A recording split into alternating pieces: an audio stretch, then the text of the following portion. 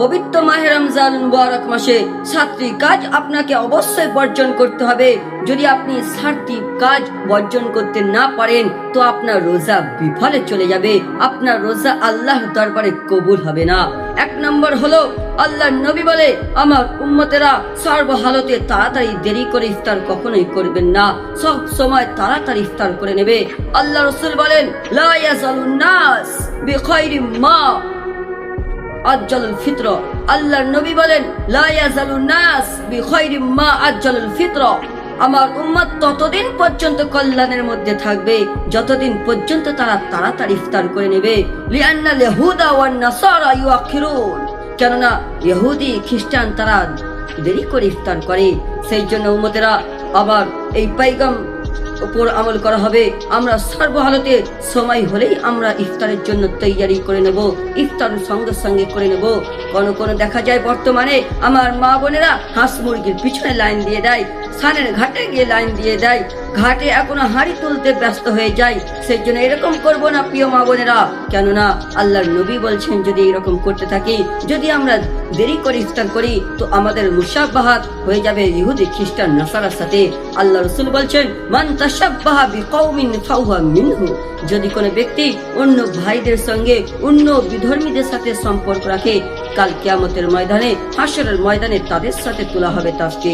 সেই জন্য আমরা সর্বহালতে তাড়াতাড়ি ইফতার করে নেব। নাম্বার 2, কোন রকম আমরা মিথ্যা কাজে আমরা পবিত্র মাহে নাম্বার 2 পবিত্র মাহে রমজান মুবারক মাসে আমরা মিথ্যা কথা বলবো না। পবিত্র মাহে রমজান মুবারক মাসে যে ব্যক্তি মিথ্যা কথা বলে, মিথ্যা কাজ করে, মিথ্যা সাক্ষী দেয়, আল্লাহ রাসূল বলছেন, ওর আল্লাহ পাক বলছেন, ওর শুকিয়ে থাকা এবং ওর উপবাস থাকা নিয়ে আমার আল্লাহর কোনো যায় আসে না। সেই জন্য মাহে রমজান মুবারক মাসে আমরা মিথ্যা কথা বলবো না। নাম্বার 3, মাহে রমজান মুবারক মাসে আমরা রিয়া থেকে বেঁচে থাকবো, অর্থাৎ লোক দেখানোর ইবাদত করব না। লোক দেখানোর জন্য নামাজ, রোজা, হজ, যাকাত আমরা এগুলো করব না প্রিয় দিন দর্দি ভাই বোনেরা। কেননা যদি আমি আপনি লোক দেখানোর জন্য ইবাদত করি তো কাল কিয়ামতের ময়দানে আল্লাহ সুবহানাহু ওয়া তাআলা সমস্ত উম্মতের সামনে আমার ইবাদতকে আমার মুখে ছুঁড়ে ফেলবেন। সেই জন্য আমরা লোক দেখানোর ইবাদত থেকে বেঁচে থাকবো, আমরা রিয়া থেকে বেঁচে থাকবো। নাম্বার 4, এই পবিত্র মাহে রমজান মুবারক মাসে যারা অধীনস্থ আছে সেই অধীনস্থদের আমরা কাজকে হালকা করে দেব।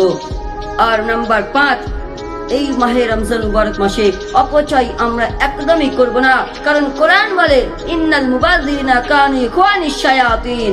এই পবিত্র মাহে রমজান মুবারক মাসে নয়, বরং সব সময় যে ব্যক্তি অপচয় ব্যয় করে ওই ব্যক্তি শয়তানের ভাই হয়ে যায়।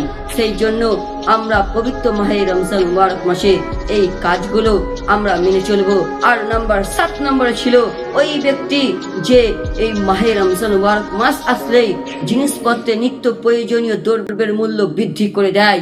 সম্মানিত প্রিয় ভাইরা, আমরা কখনোই এরকম করব না, জিনিসপত্রের মূল্য আমরা সঠিক রাখবো। কারণ তারা জানে মাহে রমজান মুবারক মাস আসলেই মুসলমান ভাই ও বোনেরা তারা ফল ফ্রুট কিনতে থাকে, তারা ঠান্ডা কিনতে থাকে, সমস্ত রকমের ইত্যাদি প্রয়োজনীয় জিনিস কিনতে থাকে, যেটা অন্য মাসে তারা অতটা কেনে না। সেই জন্য তারা জিনিসপত্রের মূল্যের বৃদ্ধি করে দেয়। সেই জন্য কখনোই আমরা এই কাজ করব না। আল্লাহ রাব্বুল আলামিন গোটা উম্মতে মুসলিমাদেরকে এই 7টি কাজ থেকে বাঁচার তৌফিক দান করুক। আমিন। আমা আলাইনা ইল্লাল বালাগ।